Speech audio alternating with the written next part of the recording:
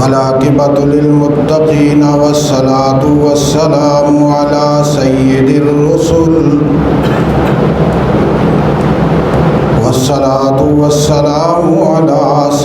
الرسل وخاتم النبیین وعلی آلہ واصحابہ الطیبین الطاہرین لا سیما علی الخلفاء الراشدین المہدیین ولعنۃ اللہ علی اعدائہم واعداء الاسلام والمسلمین اما بعد اعوذ باللہ من الشیطان الرجیم بسم اللہ الرحمن الرحیم هو الذی بعث فی الأمیین رسولا منہم یتلو علیہم آیاتہ ویزکیہم ویعلمہم الکتاب والحکمہ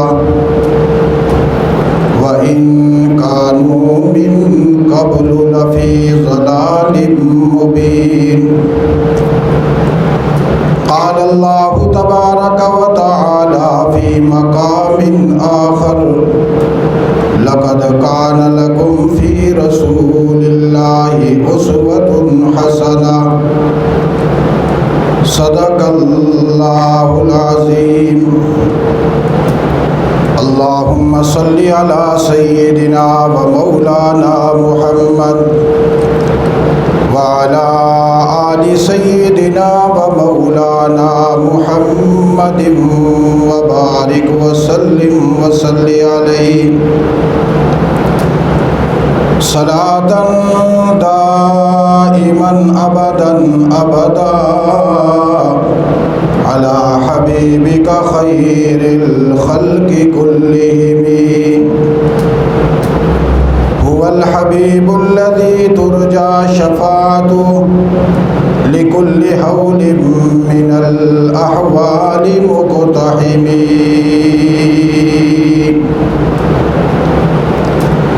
تلاوت کردہ قرآن عظیم کا وہ حصہ جس کے ضمن میں ہر جمعہ میں اللہ کے رسول صلی اللہ علیہ وسلم کی زندگی کے حسین پہلو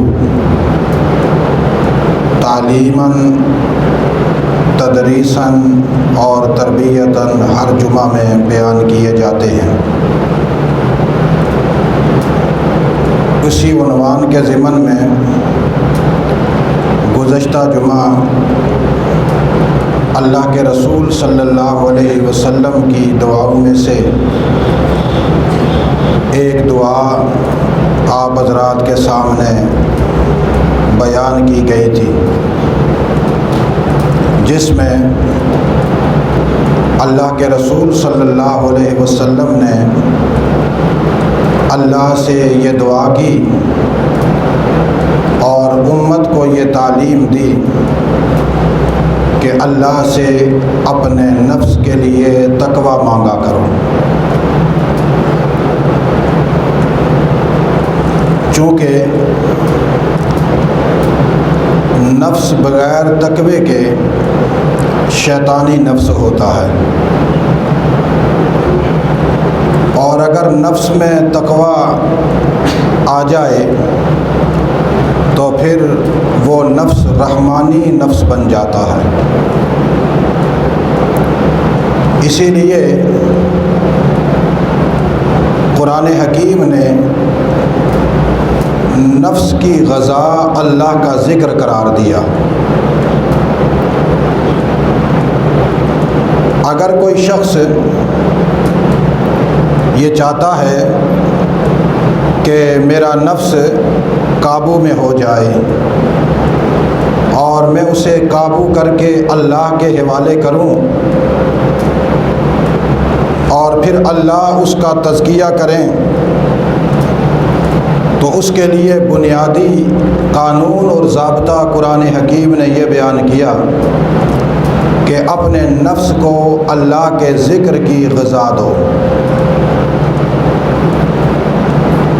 جب نفس کو اللہ کے ذکر کی غذا دی جاتی ہے تو اس کا نتیجہ یہ نکلتا ہے کہ نفس اپنی شرارتوں سے پاک ہو جاتا ہے، وہ شریر نہیں رہتا، وہ شریف ہو جاتا ہے، اور پھر انسان بآسانی اسے قابو کر لیتا ہے، مسخر کر لیتا ہے۔ جب انسان اپنے نفس کو مسخر کر لے اور پھر اللہ کے حوالے کرے کہ اللہ تو اس کو پاکیزہ کر دے، میں نے اس کو مسخر کیا، تیرے نام سے تیرے حوالے کیا، اب تزکیہ جانے اور تو جانے، میں نے اپنا نفس تیرے حوالے کر دیا۔ اور یہ بات بھی ذرا اچھی طرح اپنے ذہن میں بٹھا لیں، کائنات عالم کو اگر کوئی مسخر کرنا چاہے تو وہ اللہ کے ذکر سے مسخر ہوتی ہے۔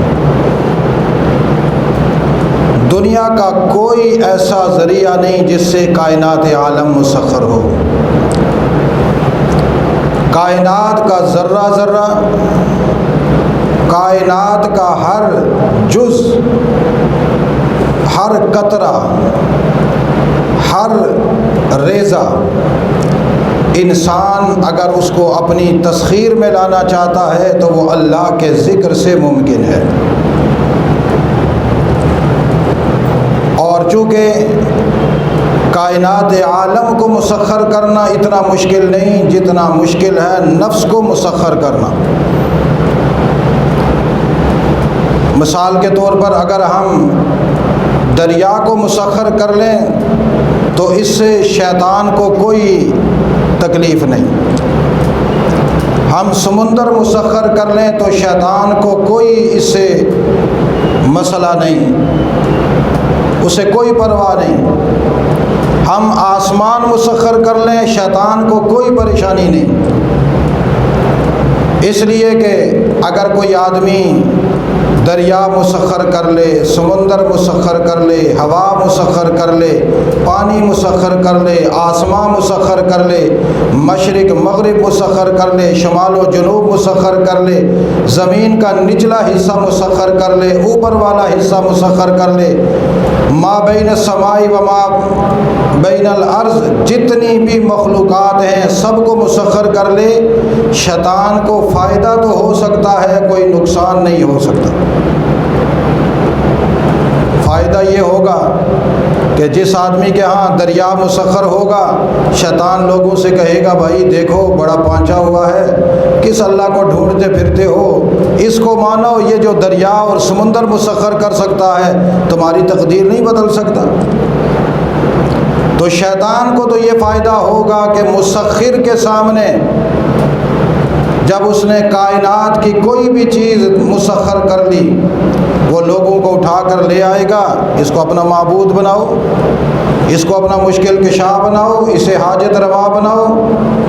اگر مشکل کشا نہیں بھی بناتے ہو، حاجت روا نہیں بھی بناتے ہو، تو کم از کم اپنے اور اللہ کے درمیان میں وسیلہ تو بنا لو۔ اگر یہ سمندر کو اپنے تابع کر سکتا ہے تو اللہ سے تمہاری باتیں نہیں منوا سکتا۔ اس لیے میں نے عرض کیا کہ کائنات عالم کو مسخر کرنا کوئی مشکل کام نہیں اور نہ ہی شیطان کے لیے کوئی پریشانی کا باعث ہے، لیکن جب انسان اپنے نفس کو مسخر کرتا ہے تو شیطان پر موت واقع ہو جاتی ہے۔ کیوں؟ اس لیے کہ جب انسان کا نفس مسخر ہوگا اللہ کے ذکر سے تو نفس اللہ کی طرف مائل ہوگا، اور پھر انسان اس نفس کو قابو کر کے اپنے رب سے کہے گا اللہ میں نے تیرے حوالے کیا، جو کچھ مجھ سے ہو سکتا تھا میں نے کر لیا، میں نے تیرا ذکر کیا، تیرے نام کو پکارا، تجھے پکارا، تیری ذات و صفات سے تجھے پکارا، اب یہ نفس میرے قابو میں ہے، میں تیرے حوالے کر رہا ہوں، آگے تو جانے اور میرا نفس جانے، میں نے تیرے حوالے کر دیا۔ اس سے شیطان کو مایوسی ہوتی ہے کہ اس زمین پر اللہ کو جو میں نے چیلنج کیا تھا، میں تو اپنے چیلنج میں شکست کھا رہا ہوں، چونکہ شیطان نے اللہ سے باقاعدہ چیلنج کر کے کہا تھا کہ یا اللہ تو صرف مجھے موت نہ دے، قیامت تک مجھے زندہ رکھ، باقی تو دیکھ لے کہ اگر تیرے بندے تیرے ہو کر رہ گئے تو کہنا۔ وَقَالَ لَأَتَّخِذَنَّ مِنْ عِبَادِكَ نَصِيبًا مَفْرُوضًا، جن بندوں کو اللہ تو اپنے بندے کہتا ہے میں ان سے حصہ لوں گا۔ وَقَالَ لَأَتَّخِذَنَّ مِنْ عِبَادِكَ، تیرے جو بندے ہیں جو تیری طرف اپنی نسبت کرتے ہیں کہ ہم اللہ کے بندے ہیں، اور تو جنہیں کہتا ہے کہ یہ میرے بندے ہیں، میں ان سے ایک حصہ لوں گا اور اپنے غلام بناؤں گا انہیں، اور اپنے غلام بنا کر میں پھر تمہیں بتلاؤں گا کہ یہ تیرے بندے ہیں یا میرے بندے ہیں۔ اور پھر شیطان نے، قرآن پاک نے اس کا پورا نقشہ کھینچا ہے کہ شیطان نے اللہ سے کہا میں ان کو گمراہ کروں گا، میں ان کو بڑے بڑے کرتب سکھاؤں گا، میں ان کے دل و دماغ میں اتر کر ان کو بہت ساری باتوں کا حکم دوں گا، ان کو میں آرزوئیں اور تمنائیں ان کے سامنے رکھ کر ان میں مبتلا کروں گا، اور میں ایسے ایسے کام ان سے کرواؤں گا۔ اللہ تعالیٰ تو بھی دیکھ کر ایک دفعہ سوچے گا کہ میرے دشمن نے میرے بندوں میں سے میرا حصہ کیسے لیا، کیسے اس نے اپنا حصہ لے لیا میرے حصے میں سے۔ اللہ نے کہا ٹھیک ہے، تجھے بھی میرے بندوں سے امید ہے اور مجھے بھی اپنے بندوں سے اپنی خدائی میں امید ہے۔ درمیان میں جو میرے بندے ہیں وہ ہوں گے، تو بھی ان پر اپنے حرب آزما، میں بھی اپنی قدرت کے کرشمے آزماؤں گا، پھر دیکھتے ہیں کہ وہ تیرے بنتے ہیں یا میرے بنتے ہیں۔ جب انسان کا اپنا وجود، یہاں پر ایک نقطہ یاد رکھیے گا قرآن کے جملے سے، من عبادی کا، ہمیشہ شیطان کے مکر و فریب کا شکار ہوتے ہیں اللہ کے بندے۔ کون سے بندے؟ اونچی آواز سے، کون سے بندے؟ جو اللہ کو مانتے ہیں، اللہ سے جڑتے ہیں، اللہ کی باتوں پر عمل کرتے ہیں، یہ شیطان کے جال کا شکار ہوتے ہیں۔ جو پہلے سے ہی اللہ کے نہیں، نہ تو شیطان ان پہ محنت کرتا ہے، نہ اس کو محنت کرنے کی ضرورت ہے، اور نہ ہی وہ اللہ اور شیطان کے درمیان میں میدان جنگ ہے۔ میدان جنگ میں میرا وجود ہے، آپ کا وجود ہے، شیطان بھی یہاں اپنے کرتب آزما رہا ہے اور خدا کی رحمت بھی یہاں پر اپنے ڈیرے لگائے ہوئے ہے۔ اب میرے وجود نے یہ فیصلہ کرنا ہے کہ اللہ کی بات کو ماننا ہے یا شیطان کے مکر و فریب کا شکار ہو کر اس کی بات کو ماننا ہے۔ اس لیے یہ بات یاد رکھیے گا، اگر شیطان سے اپنے آپ کو محفوظ کرنا ہے تو اس کے لیے بنیادی چیز یہ ہے کہ انسان اپنے نفس کو قابو کرے، اور نفس کو قابو کرنے کے بعد پھر اللہ سے کہے اللہ اب یہ نفس تیرے حوالے ہے۔ اسی لیے اس دعا میں اللہ کے رسول نے بڑی باریکی سے جملے سمجھائے کہ جب یہ نفس قابو ہو جاتا ہے اور پھر تیرے سامنے پیش کیا جاتا ہے اور تجھے کہا جاتا ہے اللہ تو اس کو مزکا کر، مصفا کر، نتیجہ یہ ہوتا ہے کہ تو خود اس کا ولی اور نگران بن جاتا ہے، اور جب یہ شیطان کے مقابلے میں میدان جہاد میں اترتا ہے تو اس کا مولا بنتا ہے۔ اور میں نے جو گزشتہ جمعہ بات ختم کی تھی وہ اس بات پر ختم کی تھی کہ جب اللہ ولی بنتا ہے تو انسان کو نور عطا فرماتا ہے، اس نور کے ذریعے سے انسان اپنی زندگی گزارتا ہے، اور وہ نور ہے نور ایمان۔ کون سا نور ہے؟ اونچی آواز سے، نور ایمان۔ اور جن ظلمتوں سے اللہ مومن کو بچاتا ہے وہ ہے کفر کی ظلمات، چونکہ تمام کفریہ ظلمات کے مقابلے میں ایک نور ایمان ہے۔ دنیا میں ایک ہی ایمان ہے اور اس کا ایک ہی نور ہے، ایک ہی ایمان ہے اور اس کا ایک ہی نور ہے۔ اس نور کے مقابلے میں ظلمات ہی ظلمات، کفر کی اقسام ہی اقسام، کفر کی جماعتیں ہی جماعتیں، کفر کے طریقے ہی طریقے، کفر کے مختلف قسم کے معیار انسان کے سامنے امٹ کر آتے ہیں۔ اور پھر اللہ کہتا ہے کہ چونکہ یہ ظلمات ہیں، یہ کفر ہے، میں تیرا مولا ہوں، میں تیرا ولی ہوں، لہٰذا ولی ہونے کی حیثیت سے میں تجھے کبھی ظلمات کے مقابلے میں شکست نہیں کھانے دوں گا،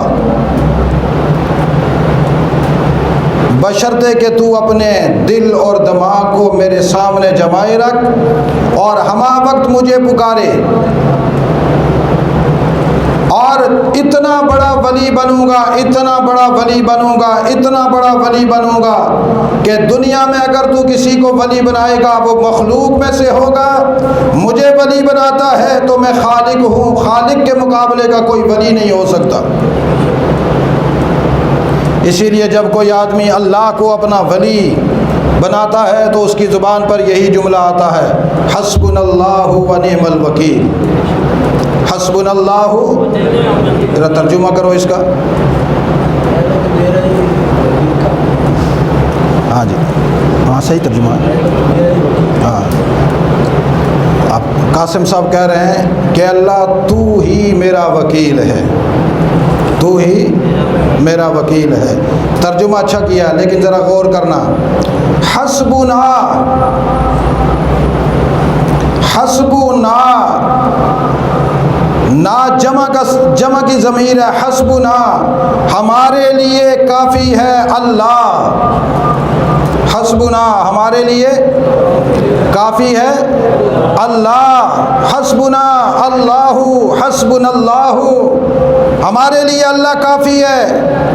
اب کافی ہے کا کیا مطلب؟ درمیان میں واو لگائی اور اس کی تشریح کر دی، حسبنا اللہ و نعم الوکیل، اللہ سے بہتر ہمارا کوئی وکیل اور کارساز نہیں۔ ہم دنیا کے جس مقام پر بھی ہوں، جس آزمائش پہ بھی ہوں، جس تکلیف میں بھی ہوں، جس کے مقابلے میں کھڑے ہوں، ہماری وکالت کرنے کے لیے خدا آ جاتا ہے، ہمیں اس کی وکالت پر بھی ناز ہے، اس کی کارسازی پر بھی ناز ہے۔ اسی لیے حضرت ابراہیم علیہ الصلاۃ والتسلیم آگ کے اندر پڑے ہوئے ہیں، آگ میں بادشاہ وقت نے توحید کے جرم کی پاداش میں، معبودان باطلہ کے ناک کان کاٹنے کے جرم کی پاداش میں، توحید کا نغمہ بلند کرنے کے جرم کی پاداش میں آگ میں ڈال دیا۔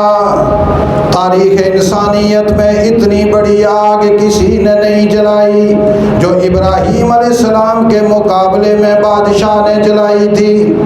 اور جب آگ میں ڈالے گئے، حین القی فی النار، جب آگ میں ڈالے گئے، آسمانوں سے فرشتے آ گئے، کہنے لگے ابراہیم اجازت دو تو پانی برسا دیں۔ بارش والا فرشتہ، ہوا والا فرشتہ آ گیا، ابراہیم اجازت دو تو ہوا چلا دیں، آگ بجھ جائے۔ ابراہیم علیہ السلام مسکرا کر کہنے لگے کون ہو تم، کہاں سے آئے ہو، کیوں آئے ہو، تم ہو کون؟ ایک کہنے لگا میں پانی کا فرشتہ، بارش برسانے والا۔ ایک کہنے لگا میں ہوا چلانے والا۔ حضرت ابراہیم علیہ السلام کی جگہ میں ہوتا تو کہتا جلدی کر جل نہ جاؤں، لیکن وہ ابراہیم تھے جنہوں نے اپنے نفس کو اپنے اللہ کے حوالے کر دے، اللہ کو اپنا ولی بنا لیا تھا۔ کہنے لگے جس راستے سے آئے ہو قدموں کے نشانات مٹاتے ہوئے واپس چلے جاؤ، یہ اس کے اور میرے درمیان کی بات ہے، وہ مجھے آگ میں جلا دے تب بھی مجھے منظور ہے، گلے گزار بنا دے تب بھی مجھے منظور ہے، جلدی چلے جاؤ، مجھے تمہارے تعاون کی ضرورت نہیں، اس لیے کہ میرے دل میں لکھا ہوا ہے حسبنا اللہ و نعم الوکیل۔ امام بخاری رحمۃ اللہ تعالی علیہ نے حدیث نقل کی، فرمایا جب ابراہیم علیہ السلام کو آگ میں ڈالا گیا، ابراہیم نے بھی وہاں پر پڑھا حسبنا اللہ، پڑھو سارے، حسبنا اللہ و نعم الوکیل۔ کیوں؟ اس لیے کہ حضرت ابراہیم کا ولی کون تھا؟ حضرت ابراہیم کا ولی اللہ۔ اور امام بخاری نے یہ بھی نقل کیا جب احد کے میدان میں صحابہ اکرام زخمی ہو گئے، خون ٹپک رہا ہے، کسی کی ٹانگ کٹی ہوئی، کسی کا بازو کٹا ہوا، کسی کا کان کٹا ہوا، کسی کی پیشانی زخمی، کسی کا سینہ زخمی، اور زخمی حالت میں لڑکھڑاتے ہوئے پتہ چلا کہ کفار کا لشکر مکہ سے جمع ہو کر آ رہا ہے۔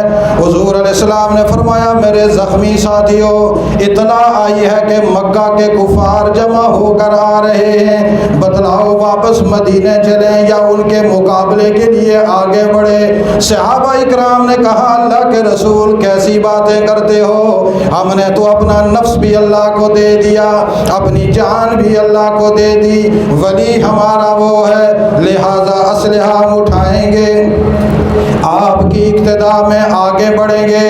حضور نے فرمایا صحابہ اکرام، وہ کفار کی جماعتیں تر و تازہ مکہ سے اسلحہ سے لیس ہو کر آ رہی ہیں، یہ کفر کا ایک نمائندہ، ایک جاسوس، ایک چمچہ، ایک کڑچھا یہ خبر لے کر آیا ہے، پیسے ان کے کھا کر خبر دینے، پروپیگنڈا سیکٹری آ گیا، کہتا ہے کہ ان الناس قد جمعوا لکم فخشوہم۔ صحابہ اکرام کہنے لگے فخشوہم، یہ فخشوہم کیا ہے، ہم نے کبھی سنا ہی نہیں ہے، اس لیے کہ جس دن سے ہم نے کہا حسبنا اللہ و نعم الوکیل، اس دن سے فخشوہم والی بات تو ہمارے محلے سے بھی نہیں گزری، لہذا اللہ کے رسول حسبنا اللہ و نعم الوکیل اشارہ آپ کرتے جائیں، وکیل ہمارا اللہ ہے، تلواریں ہماری ہوں گی، مکہ کے کفر کے سر اڑتے جائیں گے۔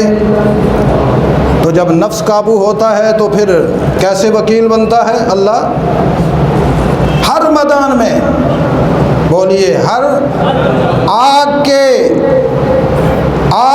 ان شعلوں میں ابراہیم کہیں میرے لیے اللہ کافی ہے۔ صحابہ اکرام خون کی ندی بہہ رہی ہو، خون میں ان کی لاشیں تیر رہی ہوں، وہ بھی کہیں حسبنا اللہ و نعم الوکیل۔ اللہ نے قانون بنا دیا کہ میرے محمد اپنی امت کو بتلا دو کہ اگر تم نے مجھے ولی ماننا ہے تو پھر کردار یا ابراہیم کا اپنانا ہوگا یا تیرے صحابہ کا کردار اپنانا ہوگا۔ ماڈرن مسلمان نہیں،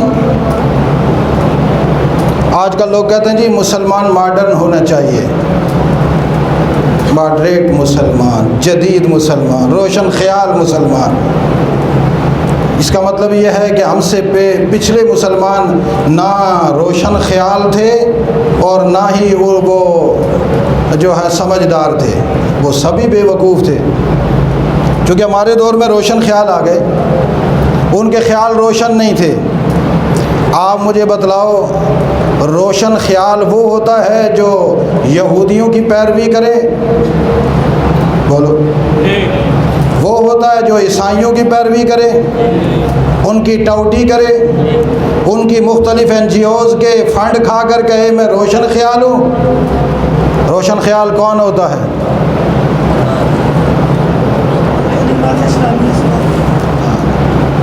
دیکھو ذرا، خیال کہاں پہ ہوتا ہے؟ کہاں پہ ہوتا ہے؟ جس کا یہاں پہ ہوتا ہے وہ ہاتھ کھڑا کرے۔ کہاں پہ ہوتا ہے؟ یہاں پہ، یہاں پہ۔ اور یہ خیال دماغ میں ہوتا ہے، خیال دماغ میں ہوتا ہے، یہ دماغ ادھر اوپر اندر، اور اس کا یہ اس کا پورا وہ ہے، اس کی پاور ہے۔ اس خیال کو روشن محمد الرسول اللہ نے کیا ہے۔ کس نے کیا ہے؟ اونچی آواز سے، کس نے کیا ہے؟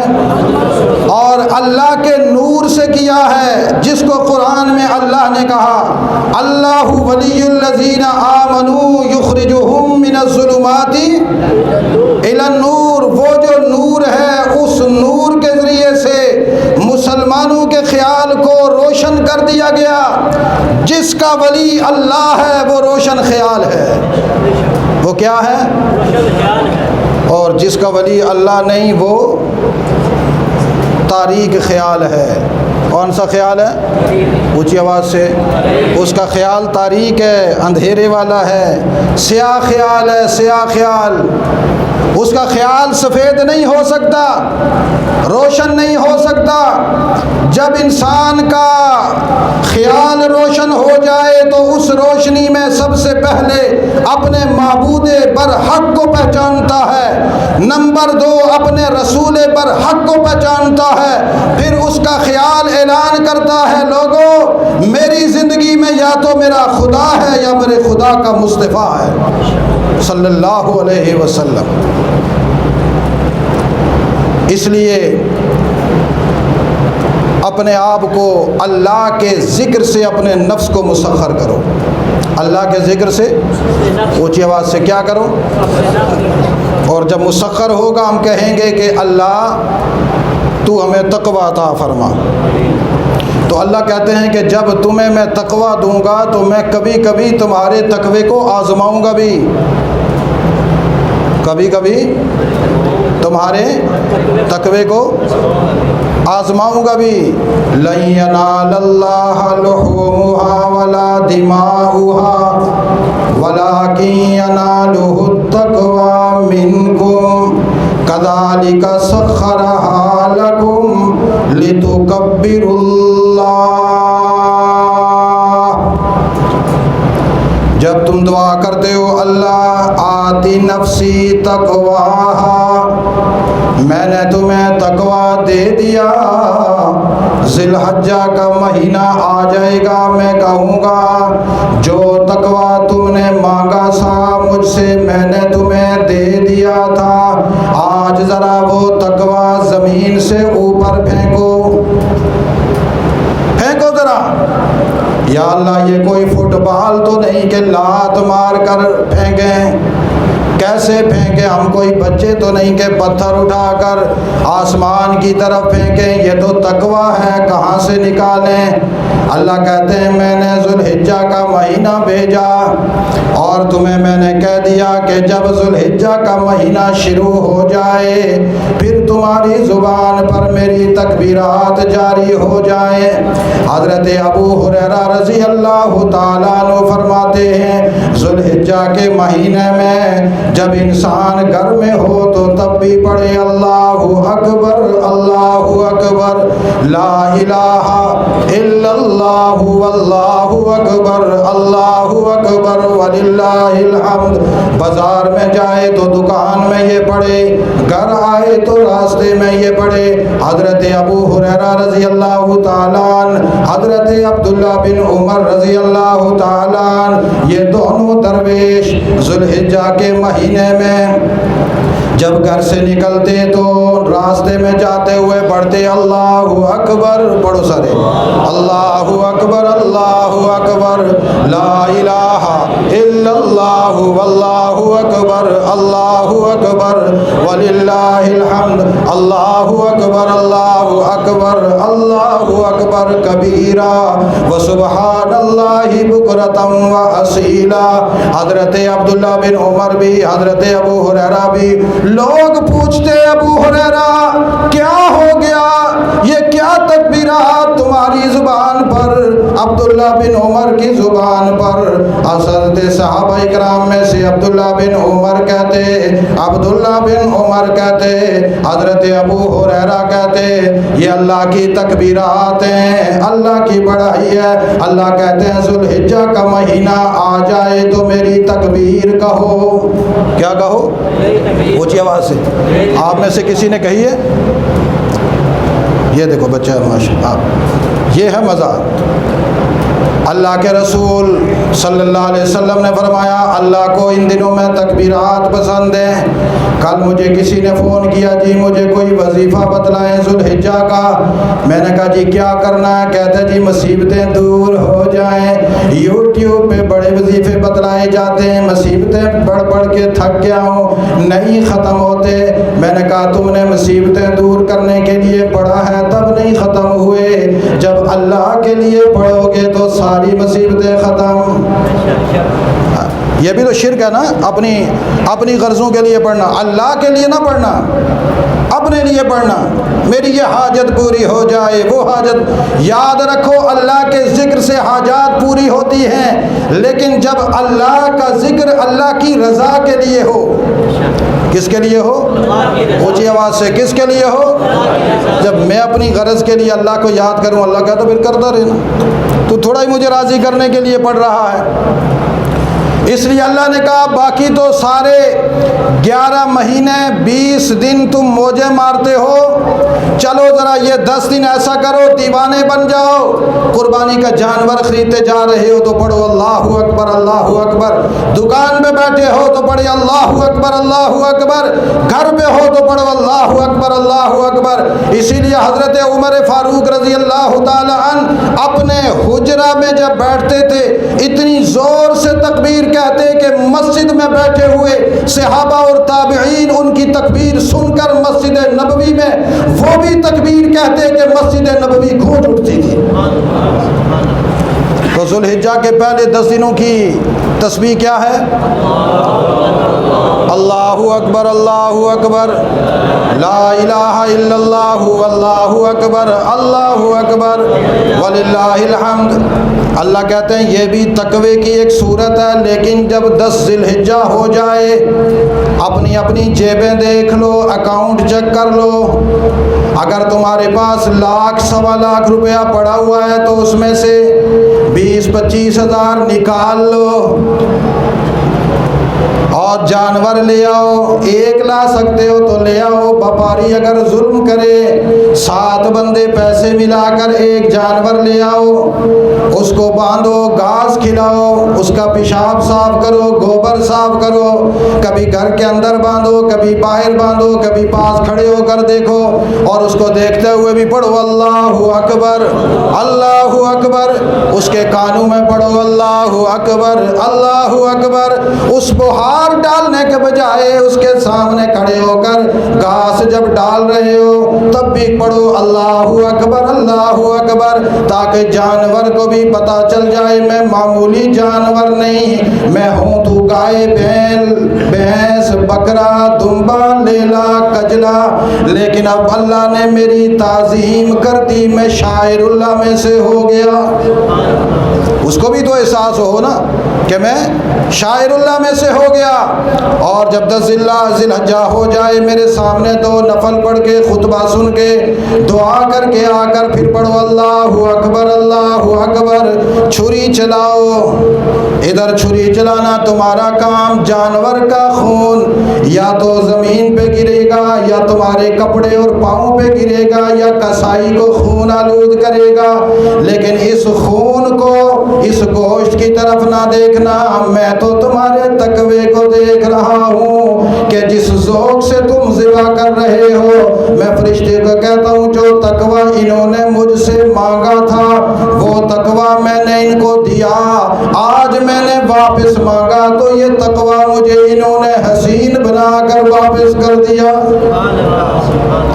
حسین بنا کر، اس تقوی میں خون ہے جانور کا، فرشتوں میں خون سے خوش نہیں ہوا کرتا لیکن اس جانور کے خون سے میں خوش ہوتا ہوں، فرشتوں میں ناپاکی سے خوش نہیں ہوا کرتا، اس جانور کی لید گوبر سے بھی میں خوش ہوں، اتنا خوش ہوں کہ جس آدمی کے گھر میں یہ جانور لید کرے گا، گوبر کرے گا، پیشاب کرے گا، قیامت والے دن فرشتوں کو کہوں گا لے آؤ میرے میزان رحمت میں رکھ کر تولو، میں اس کو ثواب عطا کروں۔ منڈی میں گھوم رہا ہے جانور تلاش کرتے کرتے جوتوں کے ساتھ جتنی ناپاکی لگی جانوروں کی، لے آؤ میں تولوں، تول کر ان کو ثواب عطا کروں۔ یا اللہ یہ کیا ماجرا ہے، ناپاکیوں پہ ثواب؟ اللہ کہتے ہیں لن ینال اللہ لحومها ولا دماؤها ولکن ینالہ التقوی منکم، یہ تمہارے اندر جو تقوی میں نے دیا تھا تم نے مجھے واپس کیا، اس تقوی کے بدلے میں میں تمہیں تحفے دے رہا ہوں۔ کیا کر رہا ہوں؟ وہ جواب سے تو پھر یہ سال بعد اللہ کو ہم نے تقوی دینا ہے اور اس سے واپس تحفہ لینا ہے، اس میں مسلمانوں میں اہتمام ہونا چاہیے یا نہیں ہونا چاہیے؟ گو کہ حکومت کہتی ہے کوئی قربانی نہ کر سکے، حکومت کا شیوا اور یہ ہے کہ کوئی آدمی قربانی نہ کر سکے، مہنگائی بہت زوروں کی لگا دی، مومن کہتا ہے جتنی مرضی مہنگائی کرو ہم انشاءاللہ اپنا تقوی اپنے رب کے ہاں پیش کریں گے، قربانی کریں گے۔ بعض لوگ مسئلہ پوچھنے آ جاتے ہیں جی یوں بھی ہے وہ بھی ہے، تو میں اگر قربانی نہ کروں تو کوئی حرج ہے؟ کوئی حرج نہیں، اللہ کو تو کوئی نقصان نہیں ہوگا، کوئی بھی نقصان نہیں ہے اللہ کا، نقصان تو تمہارا ہے۔ اس کو یہ نہ دیکھو کہ یہ فرض ہے یا واجب ہے، سنت ہے یا مستحب ہے، مباح ہے، یہ نہ دیکھو، یہ میرے اور اللہ کے درمیان میں ایک تعلق ہے، اس تعلق پر ہم نے ایک عملی صورت کا مظاہرہ کرنا ہے جس میں ہم نے اللہ کے سامنے جانور ذبح کر کے اللہ کو یہ کہنا ہے اللہ جو تقوی تو نے ہم سے مانگا ہم تجھے واپس کر رہے ہیں۔ تو اس میں ذوق ہونا چاہیے یا نہیں ہونا چاہیے؟ اونچی آواز سے۔ اس لیے میں اکثر کہا کرتا ہوں اپنے ساتھیوں سے، بالخصوص ان نوجوانوں سے، سال بھر اپنے لیے پیسے جمع کیا کرو قربانی کے، سال بھر تھوڑے تھوڑے پیسے جمع کیا کر دیا کرو، کم از کم پورا جانور نہیں تو 7واں حصہ تو کر سکتے ہو، سال بھر میں آدمی نہیں کر سکتا۔ کوئی گھر خالی نہ ہو کہ جس میں قربانی نہ ہو، کوئی نوجوان ایسا نہ رہے، کوئی بوڑھا ایسا نہ رہے کہ جس کے گھر میں اس کی قربانی نہ ہو۔ اس قربانی کو کرنے کا ایک اپنا ہی مزہ ہے، اس لیے کہ اس میں اللہ کی تکبیرات ہیں، اس میں کیا ہیں؟ وقت ضائع تو نہیں ہو گیا؟ ایک آخری بات کر دوں، خیر آج ہو بھی گیا تو کوئی حرج نہیں، چھٹی ہے نا۔ بعض دفعہ آج کل دجال کے کارندے باقاعدہ یہ مہم چلاتے ہیں جی قربانی نہ کی جائے، یہ پیسے غریبوں میں بانٹ دیے جائیں۔ میرے یہ نوجوان پھر ان میسیجز کو آگے فارورڈ کر رہے ہوتے ہیں، چلا رہے ہوتے ہیں، اپنے وہ کیا ہوتے ہیں بنے ہوئے ہوتے ہیں نا آئی ڈیز، اپنی آئی ڈیوں سے چلا رہے ہوتے ہیں۔ بڑی کام کی بات کی ہے جی۔ اچھا جی ملک کا قرضہ اتار لیا جائے، آپ مجھے یہ بتائیں جشن آزادی مناتے ہیں یا نہیں؟ وہ فری میں منائی جاتی ہے۔ جتنے پیسے پوری دنیا میں قربانی پہ خرچ ہوتے ہیں نا، اس سے 20 گنا زیادہ پاکستان میں جشن آزادی پہ پیسے خرچ ہوتے ہیں۔ یہ پیسے ایک سال جشن آزادی نہ مناؤ کیا ہوگا؟ ہم غلام ہو جائیں گے۔ اور یہ پیسے اگر آپ ملک کے قرضے اتار دو، کبھی کسی نے یہ بات کہی ہے؟ یہ جو نام نہاد مذہبی سکالر اور قومی فرما روا اور لبرل قسم کے شیطان کے ایلچی جن کو اللہ کی قربانی نظر آتی ہے یہ مسئلہ کیوں نہیں بیان کرتے؟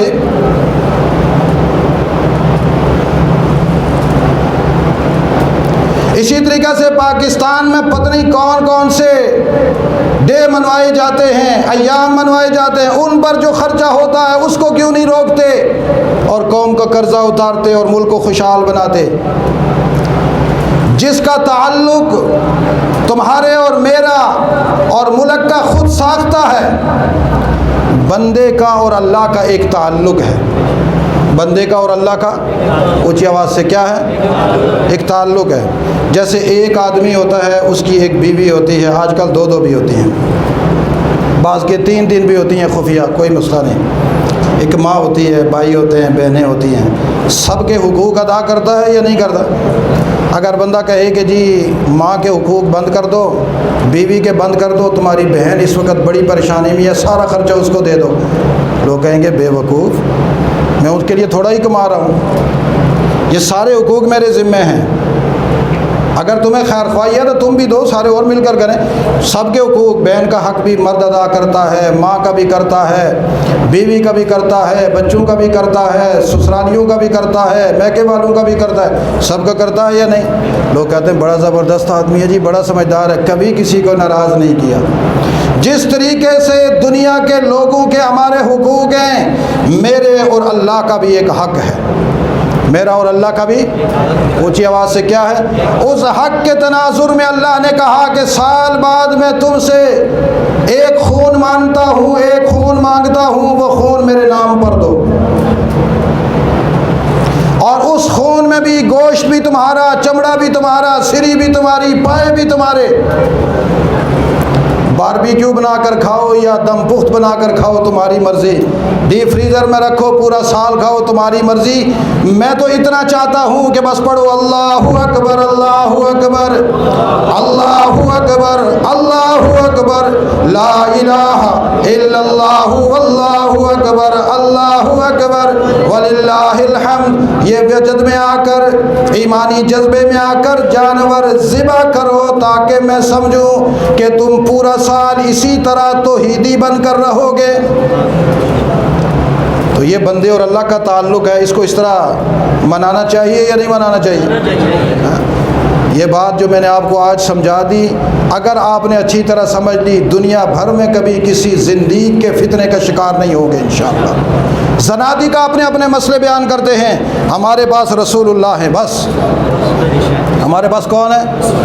رسول اللہ۔ نہ بے وقوف تھے، نہ سمجھ تھے، حضور کو سب پتہ تھا، قیامت تک ساری باتیں حضور کو پتہ تھی، اللہ نے وحی کے ذریعے سے سب بتلا دی تھی، ایک ایک بات بتلا دی تھی، اور اللہ کو بھی پتا تھا اللہ کوئی ایسا فیصلہ ہم پر مسلط نہیں کر سکتا جو دانش کے خلاف ہو، حکمت کے خلاف ہو، بصیرت کے خلاف ہو، قانون کے خلاف ہو، جس میں استحصال ہو، بلکہ اللہ کے ہر فیصلے میں اور رسول اللہ کی ہر سنت میں انسانیت کی قدر و قیمت ہے۔ اللہ ہمیں عمل کی توفیق نصیب فرمائے۔ آج سے بس یہ ذہن میں رکھے، باقی جو 2 دن رہ گئے اس میں ہم نے تکبیرات پڑھنی ہے خوب۔ اور ایام تشریق بتائیں کون کون سے؟